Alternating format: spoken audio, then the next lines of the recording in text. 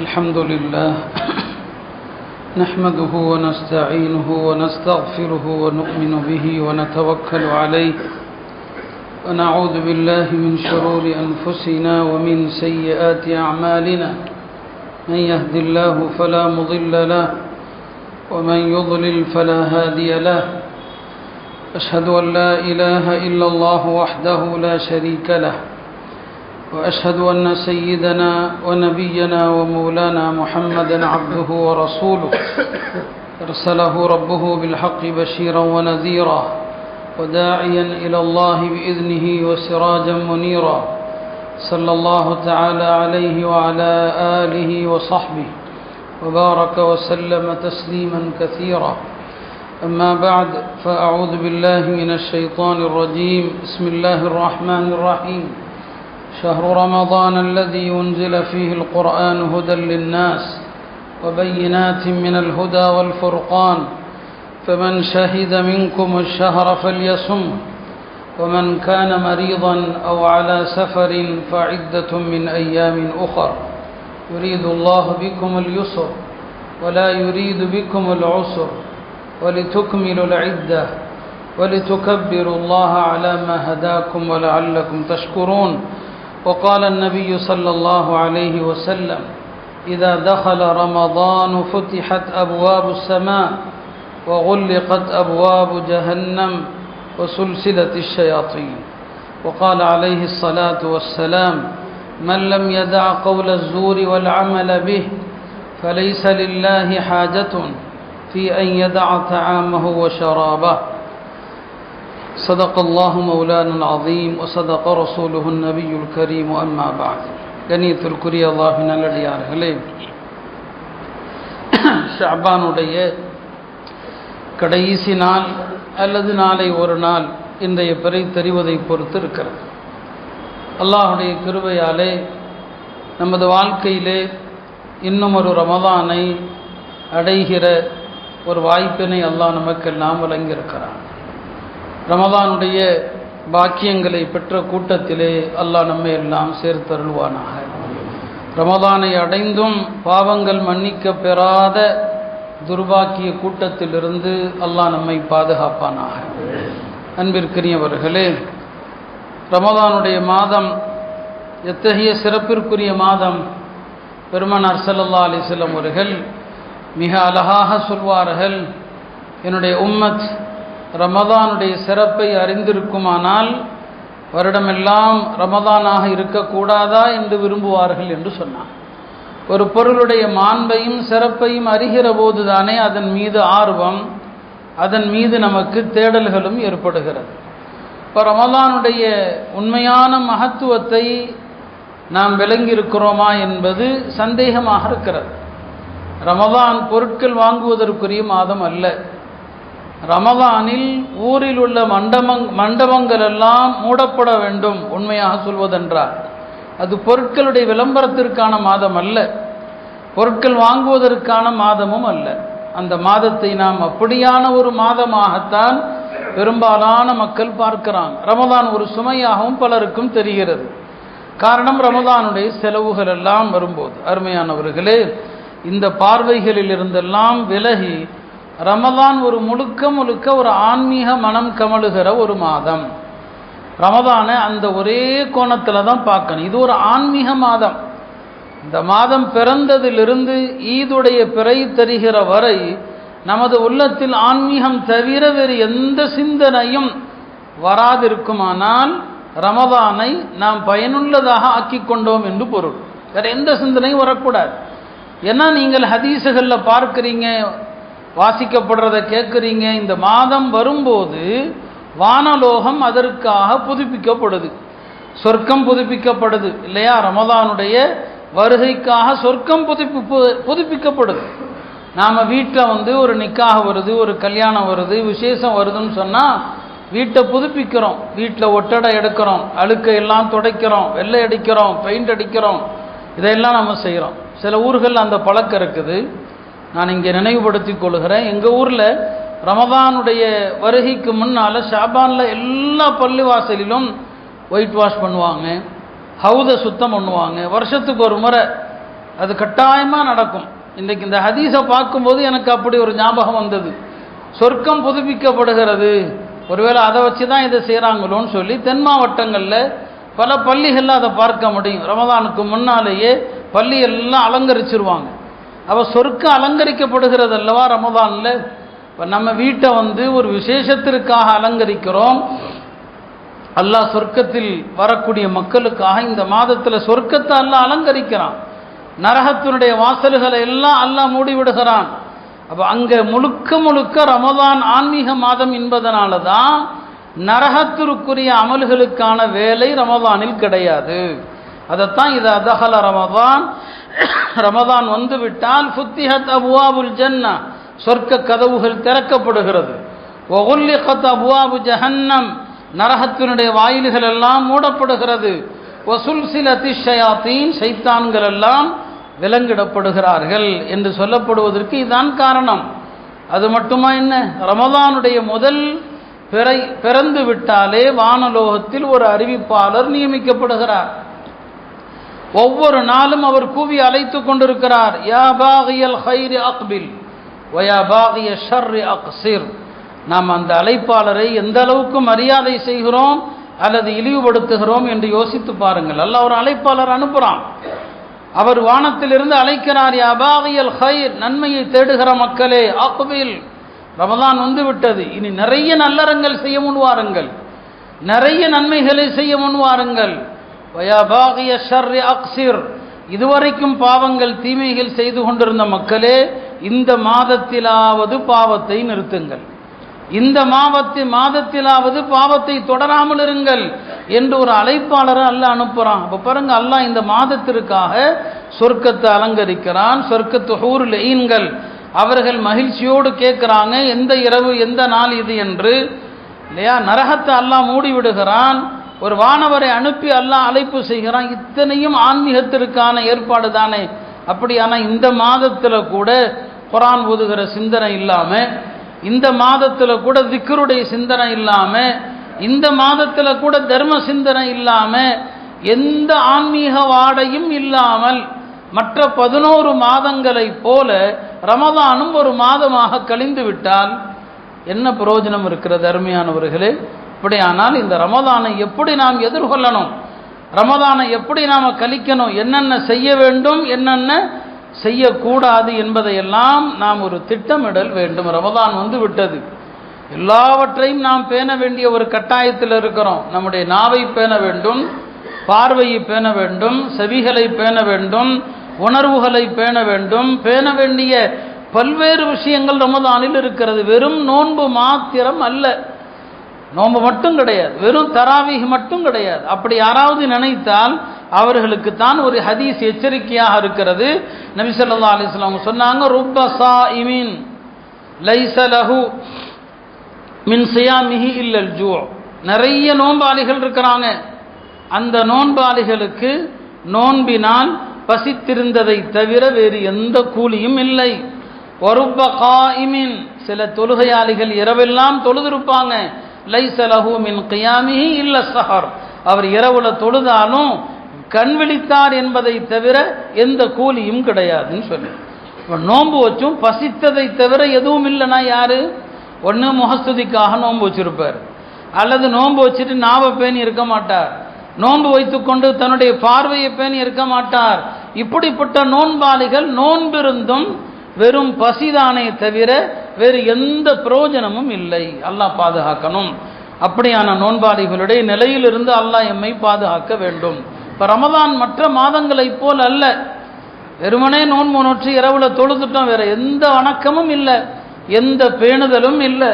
ரமதானிலே கட்டுப்படுத்த வேண்டிய எதையும் கட்டுப்படுத்தாதவர்கள் கை செய்ததற்குரியவர்கள். நபி ஸல்லல்லாஹு அலைஹி வஸல்லம் அவர்களிடத்தில் ஒரு ரமதானுடைய மாதத்தில் 2 பெண்கள் குறித்து சொல்லப்படுது. யா ரசூலல்லாஹ், இந்த 2 பெண்கள் நோன்பு நோற்றிருந்தாங்க, திடீரென்று அவர்கள் தாகத்தினால் மயக்கமுற்று மரண நிலைக்கு சென்று விட்டார்கள் அப்படின்னு சொல்லி நபி ஸல்லல்லாஹு அலைஹி வஸல்லம் அவங்க அமைதியாக இருந்தாங்க.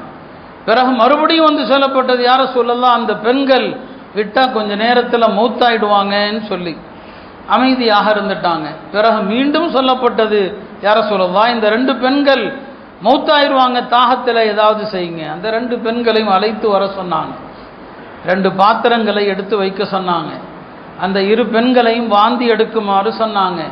2 பெண்களும் மாமிசமாக, இரத்தமாக, சீல் சலமாக வாந்தி எடுத்தாங்க. பாத்திரத்தில் பாதி நிரம்பிடுச்சு. சொன்னாங்க, இந்த 2 பெண்களும் அல்லாஹ் ஹலாலாக்கிய அந்த விஷயத்தில் நோன்பை கடைபிடிச்சாங்க. சாப்பாட்டை அல்லாஹ் ஹலாலாக்கி இருக்கிறான், அதை விட்டும் கடைபிடிச்சு நோன்பு இருந்தாங்க இல்லையா? அதை விட்டும் அல்லாஹ் நோன்பு இருந்தாங்க. ஆனால் அல்லாஹ் ஹராமாக்கியதிலிருந்து இவர்கள் நோன்பை கடைபிடிக்கல. இவர்கள் நோன்பு வைத்துக்கொண்டு இவர்கள் புறம் பேசி கொண்டிருந்தார்கள். நோன்பு வைத்துக்கொண்டு மனித மாமிசத்தை சாப்பிட்டு கொண்டிருந்தாங்க. அதனால தான் இந்த நிலை. வாந்தி எடுத்தா வாந்தி எல்லாம் மாமிசமாக, இரத்தமாக, சீல் சலமாக வருது. அருமையானவர்களே, ரமதான்ல தயவு செய்து புறம் பேசாதீங்க, யாரையும் இழிவாக பேசாதீங்க. ஒரு பெண்மணிக்கு நபி ஸல்லல்லாஹு அலைஹி வஸல்லம் ஒரு நாள் என்ன செய்கிறாங்க, விருந்து கூப்பிடுறாங்க. பெண்களையும் விருந்துக்கு அழைக்கலாம், கூப்பிடுறாங்க நபி ஸல்லல்லாஹு அலைஹி வஸல்லம். அந்தமா சொல்லுது, நான் நோன்பு வச்சிருக்கிறேன்னு சொல்லி, நஃபிலான நோன்பு வச்சிருக்கு. பெருமானார் சொன்னாங்க, இல்லை நீ போய் சொல்கிற, நோன்பு வைக்கலன்னு சொல்லிடுச்சு. அந்தமாவுக்கு பலங்களை ஏன் எப்படி சொன்னாங்க? 2வது நாளும் கூப்பிட்டாங்க பெருமானார் ஸல்லல்லாஹு அலைஹி வஸல்லம் அந்த அம்மாவை, எங்கள் வீட்டுக்கு சாப்பிடுவாங்க, நான் நோன்பு வச்சிருக்கிறேன். இல்லை நீ நோன்பு வைக்கல, பொய் சொல்கிறேன்னு சொல்லி. 3வது நாளும் சொன்னாங்க, வாண்டு ஏதாவது சாப்பிட வாங்கன்னு சொல்லி, நான் நோன்பு வச்சிருக்கிறேன்னு சொல்லிச்சு. பெருமானார் சொன்னாங்க, இன்னைக்கு தான் நீ நோன்பு வச்சிருக்கிறேன்னு சொன்னாங்க. முதல் 2 நாளுமே அந்த பெண்மணி நோன்பு வைத்து கொண்டு தகாத வார்த்தைகளை பேசினார். நபி ஸல்லல்லாஹு அலைஹி வஸல்லம் சொன்னாங்க, நீ நோன்பே வைக்கலன்னு சொல்லிட்டான். 3வது நாள் நோன்பு வைத்து கொண்டு எந்த தகாத வார்த்தையும் பேசவில்லை, இன்னைக்கு தான் நீ நோன்பு வச்சிருக்கிறேன்னு சொன்னான். அருமையானவர்களே, நோன்பு சாதாரண வணக்கம் அல்ல. உங்கள் வாயிலிருந்து வரக்கூடிய தகாத சொற்களால் நோன்புனுடைய அத்தனை பலாபலன்களும் செத்து போயிடும். அப்படியானா நோன்புல வியாபாரம், வாங்க விற்க இதெல்லாம் நடந்தால் நோன்பு எப்படி சீராக இருக்க முடியும் இல்லையா? தாய்மார்கள் எல்லாம் ரமதானுடைய காலத்தை பூரா பொருட்கள் வாங்குவதில் மண்டபங்களை தான் சூழ்ந்து நிற்கிறான். ரமதானுடைய அருமையை விளங்காம, ரமதானுடைய கண்ணியத்தை விளங்காம, ரமதானுடைய நேரங்களை வீணாக்கி கொண்டிருக்கிறாங்க. இத்தகையவர்களுக்கு தான் பெருமானார் ஸல்லல்லாஹு அலைஹி வஸல்லம் அவர்கள் கடுமையாக எச்சரிக்கை செஞ்சாங்க. அருமையானவர்களே, ரமதானுடைய நோன்பு ஒரு கட்டாயமான நோன்பு. நம்மில் பலர் நோன்பு நோற்காதவர்களும் இருக்கிறாங்க. அதுதான் பல ஆச்சரியமாக இருக்கிறது. நோன்பு ரமதான் மாதத்தில் சில பேர் விட அனுமதி இருக்கு மார்க்கத்தில், பின்னால் அவங்க கதா செய்யணும். முசாஃபிர், ஒரு பயணத்தில் இருப்பவர் நோன்பை விடலாம், பின்னால் கதா செய்யணும். ஆனால் பயணத்தில் நோன்பு நோற்பது தான் நல்லது. நபி ஸல்லல்லாஹு அலைஹி வஸல்லம் அவங்களும் பல பயணங்கள் ரமதானில் செஞ்சுருக்கிறாங்க, அதிகமாக நோன்பு நோட்டுறாங்க. சஹாபாக்களும் அப்படிதான், ரமதானில் பயணம் செய்தாலும் நோன்பு அணியாத்தான் இருப்பாங்க, நோன்பை விடுறது கம்மி. ஆனால் குர்ஆன் அனுமதிக்குது, பயணத்தில் நோன்பை விடலாம். ரமதானுடைய மாதத்தில் கர்ப்பிணி பெண்கள் நோன்பை விடலாம், கஷ்டமாக இருந்தால் விடலாம். ஆனால் பின்னால் கதா இருக்குது. கர்ப்பமாக இருக்கிறாங்க, கர்ப்பமாக இருக்கிற பெண்களில் ஒவ்வொரு பெண்ணுக்கு ஒவ்வொரு வகையான நிலை இருக்கும். சில பெண்களுக்கு ஒன்றுமே தெரியாது, சில பெண்கள் ரொம்ப சிரமப்படுவாங்க, வாந்தி எடுக்கவும். அதுவும் மார்க்க அனுமதிக்குது மக்களுடைய பலவீனங்களுக்கு ஏற்ப. ரமதான் மாதத்தில் கை குழந்தைக்கு பாலூட்டுகிற பெண்ணாக இருந்தால் அவர்களுக்கு நோன்பை விட அனுமதி இருக்குது, பின்னால் கதா செய்யணும். பின்னால் கதா கண்டிப்பாக என்னங்க செஞ்சாகணும். ரமதான் மாதத்தில் கடுமையான நோயாளியாக ஆயிட்டார், ரொம்ப நோய்வாய்ப்பட்டுட்டார், நோன்பு வைக்கிற தாக்கத்து இல்லை, நோன்பு வைக்கிற முடியாத அளவுக்கு பலவீனம், நோன்பை விடலாம். நோய் முடிந்து குணம் அடைஞ்சது நோன்பு வைக்க ஆரம்பிச்சாலும் விட்டதை பின்னால் கதா செய்யணும். இப்படி மார்க்க அனுமதிக்குது. இந்த 4 பேரும் இப்போ சொன்னோம் இல்லையா, ஒரு பயணி, ஒரு கர்ப்பிணி பெண், பாலூட்டுகிற பெண், ரமதானில் வியாதியோடு இருப்பவர், இந்த 4 பேரும் ரமதானில் நோன்பை விட்டுட்டு பின்னால் கதா செஞ்சு தான் ஆகணும். 5வது நபர் யாருன்னா வயோதிகர்கள், வயது முதிர்ந்த ஆண்கள் பெண்கள். நோன்பு வைக்கிற சக்தியே இல்லை, முதுமையின் உச்சக்கட்டம், முதுமையினுடைய உச்சக்கட்டமான முதுமை, எந்த தாக்கத்தும் பலமும் உடல்ல கிடையாது. இவங்களுடைய சட்டம் என்ன? இவங்களுக்கு நோன்பு கடமை இல்லை, நோன்புக்கு பதிலாக இவர்கள் தினமும் உணவளிக்க வேண்டும், ஒரு மிஸ்கீனுக்கு உணவளிக்கணும். இதுதான் சட்டம். பல பேருக்கு அந்த சட்டமும் தெரிகிறது இல்லை. இது அறவே நோன்பு வைக்க முடியாதவங்க, நோன்பு வைக்கிறத யோசிச்சு கூட பார்க்க முடியாது. அத்தகைய முதுமை நிலையை அடைந்தவர்கள் ஒவ்வொரு நோன்புக்கும் ஒரு யாருக்காவது உணவளிக்கணும். அந்த உணவளித்தல் என்பது காலை மாலை உணவாகவும் கொடுக்கலாம், சஹர் நேரத்தில் ஒரு சாப்பாடு, மாலையில் இஃப்தார் நேரத்தில் ஒரு சாப்பாடு அப்படியும் கொடுக்கலாம். அல்லது ஒரு நோன்புக்கு நீங்கள் ஃபித்ராவுடைய கணக்கு வச்சுக்கங்க, அந்த பணம் அப்படியும் கொடுக்கலாம். அல்லது ஒரு நாள் நோன்புக்கு அரிசியாக கொடுத்தீங்கன்னா 3 கிலோ 200 கிராம் அரிசியாக கொடுக்க. நம்ம சாப்பிட்ற உணவு எது? அரிசி. நீங்கள் நோன்பே வைக்க முடியாதா? ஒரு நோன்புக்கு 3 கிலோ 200 கிராம் அரிசியாக என்ன செய்யுங்க, கொடுங்க. இப்படி தான் என்னங்க, இது முதுமை, அறவே நோன்பு வைக்க முடியாதவங்களுக்கு இவங்க தான் ரமதான் மாதத்தில் நோன்பை விடுறதுக்கு சலுகை தரப்பட்டவர்கள். இவங்களை தவிர வேற யாரும் ரமதானில் நோன்பை விட அனுமதியே கிடையாது. ஆனால் நம்மில் பலரும் நல்ல நிலையில் தான் இருக்கிறாங்க. பெரிய வியாதியெல்லாம் கிடையாது, பெரிய வியாதி இல்லை. இப்போ சில பேர் சுகர்னால நோன்பு வைக்காமல் இருக்கிறாங்க. சுகரில் பல விதம் இருக்கலாம். சில சுகர் நோயாளிகளுக்கு பசியை அறவே தாங்க முடியாது, நோன்பு வச்சா மயக்கம் வந்துடும் சொன்னால் உண்மையான நிலை அப்படி இருந்தால் நோன்பை விடலாம். ஆனால் சுகரில் நோன்பை தாங்குகிற சக்தி உள்ளவர்களும் இருக்கிறாங்க, அவங்களுக்கு விட அனுமதி இல்லை. இப்போ சில பேர் நல்லா இருக்கிறாங்க, ஆரோக்கியமாக இருக்கிறாங்க, நடமாடுறாங்க, வெளியில் சுற்றுறாங்க, ஆனால் நோன்பு வைக்கிறதே கிடையாது. இவர்களுக்கு யாருக்காவது உணவளித்தா போதும் என்கிற சட்டம் இல்லை. இவர்கள் மிகப்பெரிய பாவிகள். ரமதானில் ஒரு நோன்பை காரணம் இல்லாமல் விட்டு விட்டால் அந்த ஒரு நோன்புக்கு பதிலாக காலமெல்லாம் நோன்பு நோற்றாலும் ஈடாகாதுன்னு பெருமானார் சொன்னார். ரமதானில் ஒரு நோன்பை விட்டுட்டார் காரணம் இல்லாமல், ஒரு நோன்பு போச்சுன்னு சொன்னால் நீங்கள் ஆஹா ஒரு நோன்பை விட்டுட்டமேன்னு சொல்லி காலம் முழுக்க நோன்பு வச்சிங்க. நபிசல்லா சொன்னாங்க, காலம் முழுக்க நோன்பு நோற்றாலும் கூட ரமதானுடைய ஒரு நோன்புக்கு ஈடாகாதுன்னு சொன்னாங்க. எனவே அருமையானவர்களே, ரமதானுடைய நோன்பை விட்டவர்கள், கடந்த காலத்தில் விட்டவர்கள், அல்லாஹ்ட்ட பாவ மன்னிப்பு கேளுங்க, நோன்பை விட்டதற்காக தௌபா செய்யுங்க. இந்த ஆண்டு முழுமையாக நோன்பு நோற்க முயற்சி செய்யுங்கள். நீங்களே முடிவு பண்ணாதீங்க. பல பேருடைய தவறே அதுதானே. நம்ம யாரையும் குறை சொல்லலை. உட்கார்ந்து தொழக்கூடியவர்கள், ஃபர்த உட்கார்ந்து தொழக்கூடியவர்கள், உண்மையான காரணம் இருந்தால் உட்கார்ந்து தொழலாம், இல்லைன்னு இல்லை, உட்கார்ந்து தொழலாம். மார்க்க அனுமதிக்குது. மார்க்க அனுமதிக்கிறத ஹராம்னு சொல்கிற உரிமை யாருக்கும் இல்லை, எனக்கும் இல்லை, யாருக்குமே இல்லை.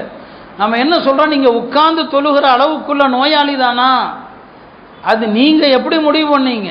உங்களுக்கு அந்த காரணம் இருக்குதா? உங்களுக்கு நல்லா நடமாடுறீங்க, அழகாக தான் இருக்கிறீங்க, உண்மையாலுமே உங்களால் ருக்கு செய்ய முடியாது, சுஜூது செய்ய முடியாது, காலம் அடக்க முடியாது, உயிர் போகிற வலி, துடிக்கிற வலி அப்படி இருக்குதா? அப்படி இருந்தால் நீங்கள் சேரில் உட்காந்து தொழலாம். இதை சொன்னால் பல பெரியவர்கள் கோவப்படுறாங்க, தங்களை தாக்கிட்டோன்னு சொல்கிறாங்க. எனக்கு என்ன இருக்குது, உங்களை தாக்குறதுல என்ன இருக்குது இல்லையா? உண்மையான இருக்கிறாங்க. இப்போ நம்முடைய மரியாதைக்குரிய ஹஜரத் இருக்கிறாங்க, சேரில் இருக்கிறாங்க, அவங்கெல்லாம் பார்த்தாலே தெரியும் நடக்கவே கஷ்டப்படுறவங்க. அவங்க உட்கார்ந்து தொழுதா நின்று தொழுதா என்ன கூலியோ அதே கூலி அவங்களுக்கு கிடைக்கும். ஆனால் இது எல்லாருக்கும் பொருந்துமா? அத்தகைய சேர் தொழுகையாளிகளை கண்டிக்கிறோம். உண்மையான காரணம் யாருக்கு இருக்குதோ அவர்களை பற்றி நாம் சொல்கிறதுக்கு தகுதியே கிடையாது. அவங்கள பற்றி நான் எதுக்கு பேசுகிறேன்? எனக்குன்னு இருக்கு, அல்லாஹ் அனுமதி கொடுத்துருக்கான் அவங்களுக்கு. ஆனால் பல பேரை பார்த்தா அப்படி தெரியல. நீங்கள் அல்லாட்ட நீங்கள் தான் பதில் சொல்லணும். அதே மாதிரி தான் ரமதானில் நோன்பை விடுறதுக்கு நீங்களே முடிவு பண்ணிக்கிறது. எனக்கெல்லாம் நோன்பை விட்டுக்கலாம், என்ன கஷ்டம், உங்களால் பசியோடு இருக்க முடியாதா, தாகத்தோடு இருக்க முடியாதா, நீங்கள் பயணங்களில் பல மணி நேரம் பசியோடு இருந்தது கிடையாதா? இப்போ ரமதானில் உங்கள் மனோ இச்சைப்படி முடிவு செய்யாதீங்க. இது ஒரு கட்டாயமான ஃபர்து. இது மார்க்கத்தினுடைய 5 கடமைகளில் ஒரு கடமை. இது உங்கள் மனோ இச்சைப்படி எனக்கு வயசாயிடுச்சு, நான் நோன்பு வைக்கிறதுக்கு தேவையில்லை என்று நீங்கள் உங்கள் மனோ இச்சைப்படி முடிவு செய்தால் மிகப்பெரிய குற்றவாளி. ரமதானுடைய மாதத்தில் இந்த பாவத்தை செய்யாதீங்க. ரமதானில் நோன்பு வச்சுட்டு வீட்டில் உட்காருங்க. உங்களுக்கு வெளியில் சுத்தினா ஒரு மாதிரியாக வருமா? வீட்டில் உட்காருங்க. பள்ளிக்கு தொழுக வந்தால் கூட வெயிலில் வரணும் ஒரு மாதிரியாக இருக்குமா? பரவாயில்லை, வீட்டில் உட்காருங்க, தொழுவுங்க, உங்களுக்கு அனுமதி இருக்குது. ஆனால் நோன்பை விட அனுமதி கிடையாது. நீங்கள் நோன்பு வச்சு தான் ஆகணும். வெளியில் சுத்தினா ஒரு மாதிரியாக வருதா? வீட்டிலேயே உட்காருங்க, காலையிலிருந்து மாலை வரைக்கும் உட்காருங்க. ஆனால் நோன்பை விடுறதுக்கு அனுமதி இல்லை. எனவே தயவு செய்து ரமதானில் நோன்பை விடுபவர்கள் அல்லாஹ்வை அஞ்சிக் கொள்ளுங்கள். பல பேர் அப்படி காரணம் இல்லாமல் விடுவதாக ஆண்டுதோறும் நம்மிடம் சொல்லப்படுது. சில பேர் சொல்கிறாங்க, சில பேர் நல்லா இருக்கிறாங்க ஆனால் நோன்பு வைக்கிறது இல்லை. அல்லாஹ் அஞ்சு கொள்ளுங்க. வாழ்க்கையில் அப்படி பல தடவை தவறு செஞ்சுருந்தா தௌபா செய்யுங்க. இந்த ஆண்டு முதல் முயற்சி செய்யுங்க. நோன்பு வச்சா அல்லாஹ் ஒரு தனி வலிமையை கொடுப்பான், அல்லாஹ் ஒரு தனி தாக்கத்தை கொடுப்பான். கண்டிப்பாக என்னங்க அல்லாஹ்வுடைய உதவி நோன்பாளிகளுக்கு இருக்கிறது. அல்லாஹ் நோன்பாளிகளுக்கு என்று தனி சொர்க்கத்தை வச்சிருக்கிறான். வேற யாருக்கும் அந்த சொர்க்கத்தில் போக முடியாது. ரய்யான் என்கிற ஒரு சொர்க்கம் நோன்பாளிகளுக்கு மட்டும்தான், வேற யாரும் அந்த வாசல் வழியாக போக முடியாது. அந்த மாதிரி விசேஷமான ஒரு வணக்கம் தான் நோன்பு. பெருமானார் ஸல்லல்லாஹு அலைஹி வஸல்லம் அவங்களிடத்துல பல சஹாபாக்கள் கேட்பாங்க, யா ரசூலல்லாஹ் ஏதாவது ஒரு அமலை சொல்லுங்க, வாழ்க்கை பூரா கடைபிடிச்சிக்கிட்டே இருக்கிறோம், சொர்க்கம் போயிடணும். எல்லாருக்குமே சொன்ன அமல் என்ன தெரியுமா? அலைக பிஸ்ஸௌம், நோன்பு வைங்க. ஃபைன்னஹு லா மிஸ்ல லஹு, நோன்புக்கு நிகரா ஒரு வணக்கமே கிடையாதுன்னு சொன்னாங்க. அதனால தான் நஃபிலான நோன்புகள் எத்தனை நோன்பு இருக்குது வருஷத்தில். ஷவ்வால் 6 நோன்பு இருக்குது, அரஃபா நோன்பு இருக்குது, ஆஷூரா நோன்பு இருக்குது, மாதம் 3 நாள் நோன்பு இருக்குது, திங்கக்கிழமை நோன்பு, வியாழக்கிழமை நோன்பு, அவ்வளவு நோன்பு இருக்குது. இது அல்லாமல் நபி ஸல்லல்லாஹு அலைஹி வஸல்லம் சிறந்த நோன்புன்னு சொல்லுவாங்க. அது என்ன? காலமெல்லாம் நோன்பு நோற்ற மாதிரி, ஒரு நாள் நோன்பு வைக்கிறது, ஒரு நாள் நோன்பு விடுறது. இது எப்போ? நஃபிலான நோன்பு.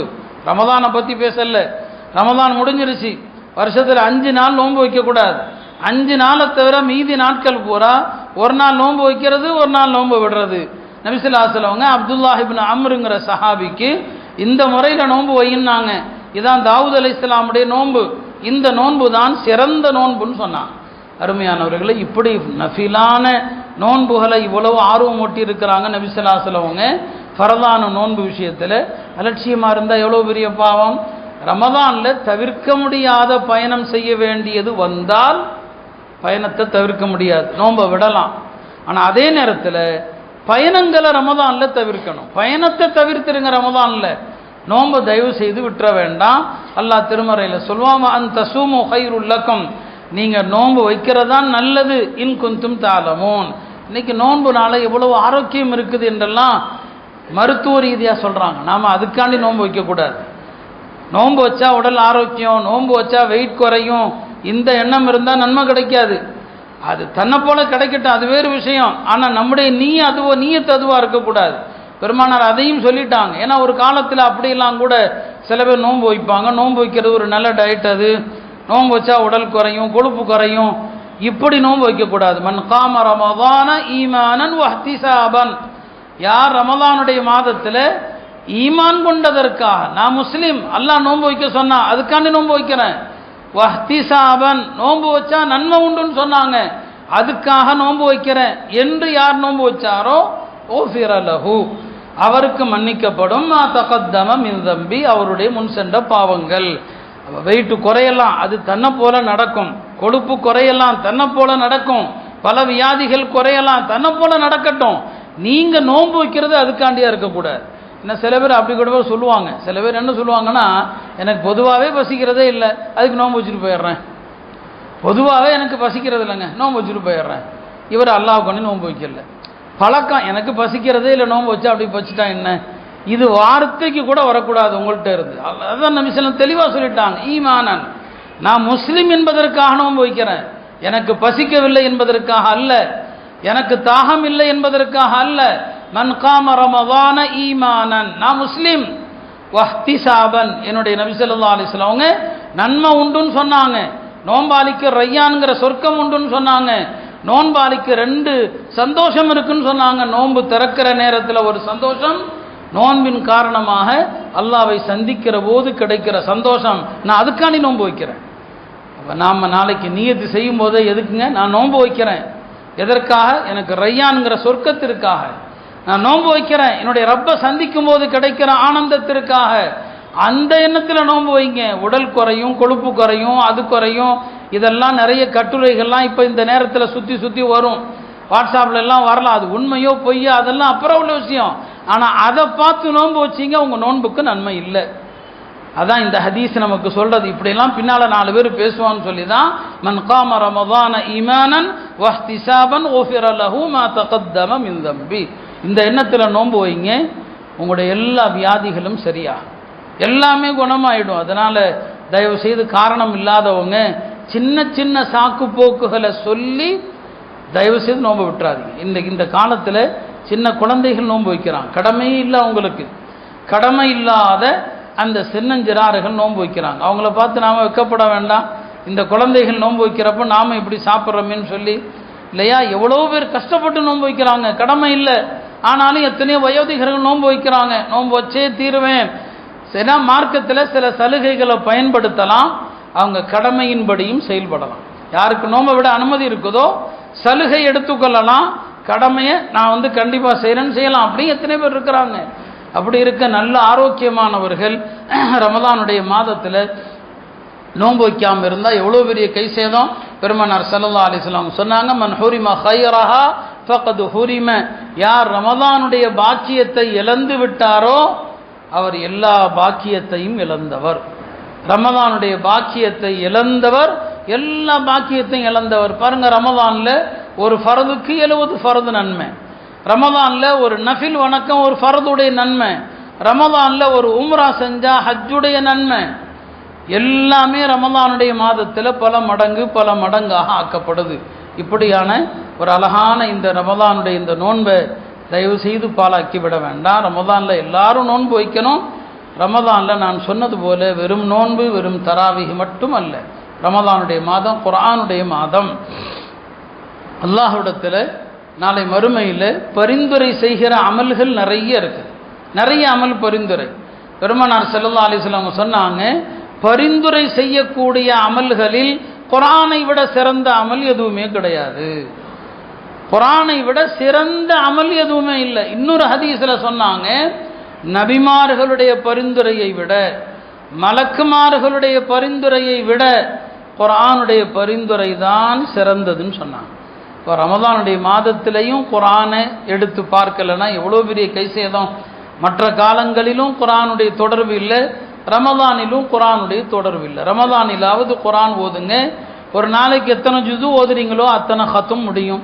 ஒரு ஜுது ஓதுனா ஒரு குர்ஆன், 2 ஜுது ஓதுனா 2 குர்ஆன், 3 ஜுது ஓதுனா 3 குர்ஆன். ஒரு நாளைக்கு எத்தனை ஜுது ஓதுறீங்களோ ஒரு மாசத்துல அத்தனை ஹத்தும் முடியும். 5 ஜுது ஓதுனா மாசம் 5 ஹத்தும் முடியும். அதனால ரமதானுடைய மாதம் குர்ஆனுடைய மாதம். இந்த மாதத்தில் ஜிப்ரீல் அலைஹிஸ்ஸலாம் பெருமானார் இடத்துல வருவாங்க. ஒவ்வொரு ரமதானிலும் நபி ஸல்லல்லாஹு அலைஹி வஸல்லம் அவங்கள்ட்ட ஜிப்ரீல் வருவாங்க, தினசரி வருவாங்க. நம்ம தராவீஹ் தொழுகிறோமே, தராவீஹில் குர்ஆன் ஓதுறோம் இல்லையா, அதுக்கான அடிப்படை ஆதாரம் இதுதான். வருஷம் முழுக்க பெருமானாருக்கு குர்ஆன் கொஞ்சம் கொஞ்சமாக இறங்கும், தேவைகளுக்கு ஏற்ப இறங்கும், சந்தர்ப்பங்களுக்கு ஏற்ப இறங்கும். சூறாக்கள் தர்த்தீபாலாம் இறங்காது, பக்ரா ஆல இம்ரான்லாம் வராது. பல சூறாக்களில் பல்வேறு வசனங்கள் மாறி மாறி வரும். அந்த ஆயத்துகள் இறங்க இறங்க பெருமானாருக்கு அருகிலேயே வகையை எழுதக்கூடியவர்கள் இருப்பாங்க. அந்த வகையை எழுதக்கூடியவர்களிடத்துல இந்த வசனத்தை இந்த சூறால இந்த ஆயத்திற்கு பிறகு எழுதுங்கள், இந்த ஆயத்தை இந்த சூறால எழுது, இந்த ஆயத்துக்கு பிறகு எழுது என்று நபி ஸல்லல்லாஹு அலைஹி வஸல்லம் சொல்லுவாங்க. இப்படியே தான் குர்ஆன் இறங்குச்சு. இப்படி வருஷம் முழுக்க 11 மாதங்களும் குர்ஆன் பல ஆயத்துகளாக இறங்கும், பல சூறாக்களில் வைக்கப்படும். ரமதானில் ஜிப்ரீல் அலைஹிஸ்ஸலாம் வந்து பெருமானாரிடம் அந்த ஆண்டு முழுக்க 11 மாதங்களும் அருளப்பட்ட மொத்த குர்ஆன் இருக்கு இல்லையா, அதையெல்லாம் ஜிப்ரீல் அலைஹிஸ்ஸலாம் மொத்தமாக ஓத சொல்லுவாங்க. யார? பெருமானார். எந்த வருஷம் நபி ஸல்லல்லாஹு அலைஹி வஸல்லம் மௌத்தாகிறாங்களோ மரணிக்கிறாங்களோ அந்த ஆண்டு வருஷம் வருஷம் ஒரு தடவை தான் ஓதுவாங்க. அந்த இறக்க போகிற அந்த வருடம் ரமதானுடைய மாதத்தில் 2 தடவை குர்ஆன் ஓதி காட்டப்பட்டது, 2 முறை குர்ஆனை திலாவத் செய்யப்பட்டது. இப்போ ரமதானுடைய மாதம் குர்ஆனுடைய மாதம். அல்லாஹ் இந்த மாதத்தை அப்படித்தானே அறிமுகப்படுத்துகிறான். ரமதானில் கூட குர்ஆன் இல்லைன்னு சொன்னால் நம்முடைய வாழ்க்கையில் குர்ஆனுக்கு என்ன சம்பந்தம் இருக்குது அருமையானவர்களே? எனவே ரமதானில் எல்லாமலும் இருக்கணும், தர்மம் இருக்கணும். பெருமானார் ஸல்லல்லாஹு அலைஹி வஸல்லம் அவங்களை பற்றி இப்னு அப்பாஸ் சொல்லுவாங்க, பெருமானார் எவ்வளோ பெரிய கொடை வல்லல்னு சொன்னால் வீசக்கூடிய காற்றை விட கான அஜ்வத மினர் ரீஹில் முர்சலா, வீசும் காற்றை விட கொடை வல்லல். வீசும் காற்றை விட கொடை வல்லல்னா என்ன அர்த்தம்? காற்று எதையுமே தனக்குன்னு வச்சிருக்காது இல்லையா. ஒரு பொருள் காத்தோட மோதுதுன்னா காற்று அந்த பொருளை என்ன செஞ்சிடும்? தட்டிடும். எதையுமே வச்சு காற்று பிடிச்சு வைக்காது. காற்று எல்லாத்தையுமே என்ன செய்யும்? உதறிடும். பெருமானாருடைய கையில் எந்த பொருள் வந்தாலும் அவங்க கையில் இருக்காது, கொடுத்துருவாங்க. அதான் அர்த்தம். காற்றை விட கொடை வல்லன்னு சொன்னால் காற்று எப்படி எதையுமே வச்சிருக்காதோ நபி ஸல்லல்லாஹு கையில் வர்ற எதையும் வச்சிருக்க மாட்டாங்க, எல்லாத்தையும் கொடுத்துருவாங்க. ரமதானில் அள்ளி கொடுங்க. ரமதான் ஜக்காத்துக்குரிய மாதம் அல்ல. ஜக்காத்துக்குரிய மாதம் ரமதான் கிடையாது. ஜக்காத்துங்கிறது நான் சொல்கிறேன் வாலிபர்களுக்கெல்லாம், நீங்கள் வாழ்க்கையில் முதல்ல சம்பளத்தை வாங்க ஆரம்பிக்க போகிறீங்க. இப்போ தான் ஒரு ஜாபுக்கு போகிறீங்க, சம்பளம் வாங்க போகிறீங்க. சம்பளம் 1 லட்ச ரூபா வாங்குறீங்களா? இப்போ அந்த 1 லட்ச ரூபா உங்களுக்குரியது. நீங்கள் இப்போது மார்க்க நிர்ணயித்து ஜக்காத்து கடமையாகிற அளவு 612 கிராம் வெள்ளி. 612 கிராம் வெள்ளியினுடைய இன்றைய மதிப்பு எனக்கு இப்போ சரியா நான் கணக்கு போட்டு வரல, பொதுவாக வருவேன், இன்னைக்கு மறந்துட்டேன். இன்றைய மதிப்பை பாருங்க, அது ஒரு 60,000 70,000 இருக்கும்.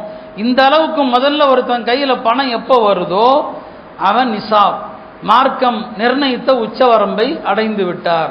நீங்கள் சம்பளம் என்னைக்கு வாங்குறீங்களோ அதுதான் உங்களுக்கு ஜக்காத்து கடமையாகிற மாதம். அது துல்ஹஜ்ஜா இருக்கலாம், முஹர்ரமா இருக்கலாம், ஆங்கில மாதம் கணக்கல்ல. நீங்கள் வேலைக்கு போகிற மாதம் அரபி மாதம் எந்த மாதம்? முஹர்ரம் மாதம் வேலைக்கு போனீங்களா? முஹர்ரம் மாதம் நீங்கள் வாங்கின சம்பளம் இருக்கு பாருங்க, அந்த சம்பள தேதியை குறித்து வைங்க. எனக்கு முதலாக ஜக்காத்து கடமையாகிற அளவு இன்னைக்கு தான் வந்துச்சு, அதுதான் உங்களுடைய ஜக்காத்து கடமையாகிற வருஷம். ஒரு வருஷம் ஆகும்போது அடுத்த வருஷம் முஹர்ரம் வந்தால் நீங்கள் ஜக்காத்து கொடுக்கணும். ஜக்காத்துக்கும் ரமதானுக்கும் சம்மந்தம் இல்லை.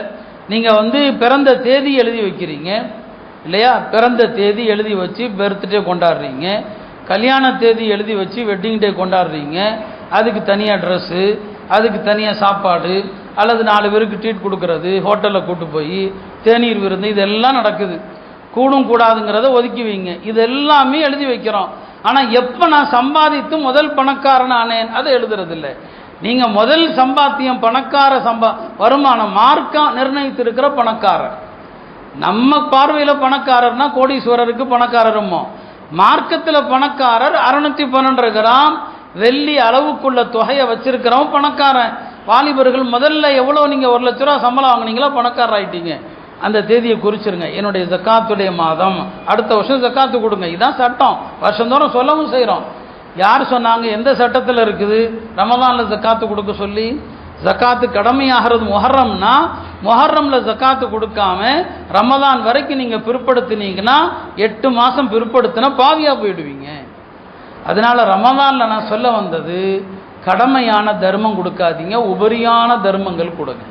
நஃபிலான சதக்காக்கள் கொடுங்க, நஃபிலான தர்மங்களை அள்ளி அள்ளி கொடுங்க. எல்லா வணக்கங்களும் ஒரு மனதாக ஒரு சேர செய்ய வேண்டிய ஒரு மாதம் இந்த ரமதானுடைய மாதம். எனவே திலாவத் இருக்கணும், தர்மங்கள் இருக்கணும். ரமதானில் அதிகமாக திக்ர் செய்யுங்க, நிறைய திக்ர்கள். நான் இப்போ டைம் ஆகிடுச்சு, சில திக்ர்களை சொல்லலாம்னு நினச்சேன். நிறைய திக்ர்கள் அடுத்தடுத்த பயான்களில் சொல்கிறேன். ரமதானுடைய பொழுதுகள் உங்களுடைய நாவுகள் எப்போதும் அல்லாஹ்வுடைய திக்ரில் திளைத்து இருக்கட்டும். வீணான எந்த சொற்களும் பேசாதீங்க, எந்த வார்த்தைகளும் சொல்லாதீங்க. ரமதான் ஒரு வருஷத்திற்கான மதிப்பீடு. உங்களுடைய ரமதான் சரியாக இருந்தால் அடுத்த வருஷம் வரைக்கும் நீங்கள் பாவமே செய்ய மாட்டீங்க. உலமாக்கள் 3 வகையான அளவீடுகள் சொல்லுவாங்க. ஒரு மனிதனுடைய ஒரு வாரம் சரியாக இருக்கணும்னா ஜும்மா சரியாக இருந்தால் அடுத்த வாரம் வரைக்கும் நீங்கள் சரியாக ஒழுங்காக இருப்பீங்க. ஒரு மனிதனுடைய ஒரு வருஷ காலம் சரியாக இருக்கணும்னா ரமதான் சரியாக இருந்தால் அடுத்த வருஷம் வரைக்கும் சரியாக இருப்பீங்க. ஒரு மனிதனுடைய ஆயுள் சரியாக இருக்கணும்னா உங்களுடைய ஹஜ்ஜு சரியாக இருந்தால் ஆயுள் முழுக்க சரியாக இருப்பீங்க. ஹஜ்ஜுக்கு போயிட்டு வந்தவன் தப்பு பண்ணுறான்னா ஹஜ்ஜில் ஓட்ட இருக்குன்னு அர்த்தம். நல்லா ஞாபகம் வச்சுங்க. ஹஜ்ஜு ஏற்றுக்கொள்ளப்பட்டுடுச்சு, ஒரு ஹாஜி தப்பு செய்ய மாட்டார், ஒரு ஹாஜி ஏமாற்ற மாட்டார், ஒரு ஹாஜி பொய் சொல்ல மாட்டார். உலமாக்கள் இப்படி 3 அளவீடுகள் சொல்லுவாங்க. ரமதான் 2வது அளவீடு. அடுத்த வருஷம் வரைக்கும் நாம் எப்படி இருக்க போகிறோம் என்பதை இந்த ரமதான் தான் தீர்மானிக்க போகிறது. எனவே அருமையானவர்களே, பாக்கியம் நிறைந்த ஒரு அழகான ஒரு மாதத்தை அல்லாஹ் நமக்கு தந்திருக்கிறான். இந்த மாதம் முழுக்க பரக்கத்தான மாதம், இந்த மாதம் முழுக்க துவா ஏற்றுக்கொள்ளப்படுகிற நேரங்கள். இந்த சந்தர்ப்பத்தை வீணாக்காதீங்க. நான் ஏற்கனவே சொல்லியிருக்கிறேன், மனிதன் உண்ணுகிற உணவுகளில் 3 உணவுகளுக்கு கேள்வி கணக்கு இல்லை. சஹர் உணவுக்கு கேள்வி இல்லை, இஃப்தார் உணவுக்கு கேள்வி இல்லை, விருந்தினர்களோடு சாப்பிடுகிற உணவுக்கு கேள்வி கணக்கு இல்லை. சஹர் உணவுக்கு கேள்வி இல்லை. பெருமானார் சொல்லுவாங்க, தஸஹரு ஃபஇன்ன ஃபி ஸுஹூரி பரக்கா, சஹர் சாப்பிடுங்கள், சஹரில் பரக்கத்து இருக்குதுன்னு சொன்னாங்க. சஹர் சாப்பிடணும், கொஞ்சமாவது சாப்பிடணும். சஹர் உணவை பெருமானார் ஸல்லல்லாஹு அலைஹி வஸல்லம் அதை பற்றி சொல்லும் போதெல்லாம் பரக்கத்தான சாப்பாடு தான் சொல்லுவாங்க. ஒரு நாள் சஹர் சாப்பிட எல்லாத்தையும் கூப்பிட்டாங்க. ஹலும்மு இலல் கதா இல் முபாரக், இந்த அருள்வலம் செய்யப்பட்ட பரக்கத்தான உணவை உண்ண வாருங்கள் அப்படின்னு கூப்பிட்டாங்க.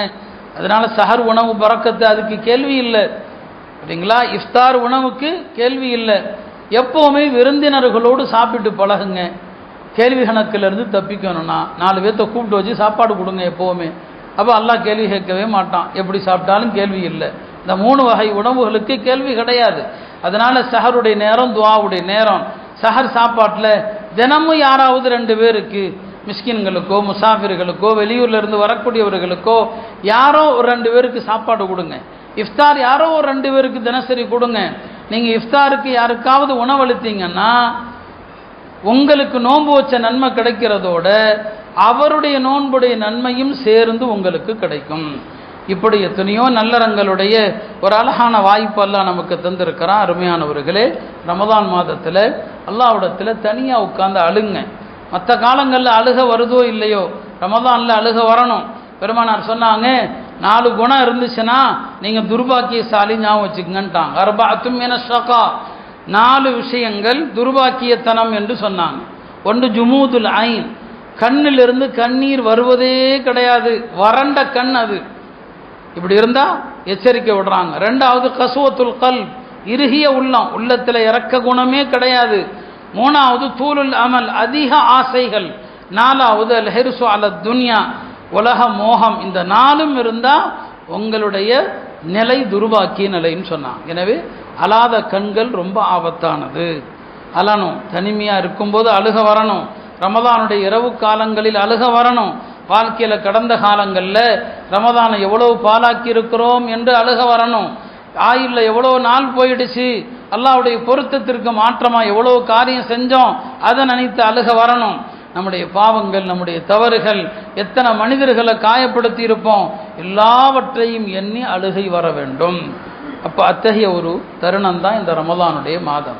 எல்லாம் வல்ல அல்லாஹ் இந்த ரமதானை நம்ம எல்லோருக்கும் எல்லா வகையிலும் ஆஃபியத்தாக ஆக்குவானாக, பாவங்கள் இல்லாத ரமதானாக ஆக்குவானாக, எல்லா நல்லறங்களும் நிறைந்த ரமதானாக ஆக்குவானாக. நல்லோர்கள் சங்கைக்குரிய ரமதானை எப்படி பயன்படுத்தி அல்லாஹுடைய பொருத்தத்தை அடைந்தார்களோ அந்த நல்லோர்களுடைய ரமதானை போல அல்லாஹ் நம் எல்லோருடைய ரமதானை மாக்கி அருள்வானாக. யாதொரு குழப்பங்கள் ஃபித்னாக்கள் எதுவும் இல்லாத ரமதானாக உலக முஸ்லிம்களுக்கு இந்த ரமதானை ஆக்குவானாக. நெருக்கடியில் இருக்கிற எல்லா முஸ்லிம்களுக்கும் இந்த ரமதானுடைய பரக்கத்தால் அல்லாஹ் விடுதலை தருவானாக, அவர்களது அச்சத்தை நீக்குவானாக. குறிப்பாக இந்தியாவிலே நடக்கிற முஸ்லிம்களுக்கு எதிரான எல்லா அநீதிகளிலிருந்தும் அல்லாஹ் இந்த ரமதானில் விடுதலை தருவானாக. ரமதானுடைய இரவு கால வணக்கங்களில் ஆர்வத்தை தருவானாக. தராவியிலே ஓதப்படுகிற குர்ஆனை ஆர்வத்தோடு கேட்கிற நசீபை அல்லாஹ் தந்தருள்வானாக. யாதொரு நோய் நொடியும் இல்லாமல் ரமதானிலே நோன்பு நோற்கக்கூடிய முழுமையான வாய்ப்பினை அல்லாஹ் தந்தருள்வானாக. வஆகிரு தஅவானா அனில் ஹம்துலில்லாஹ்.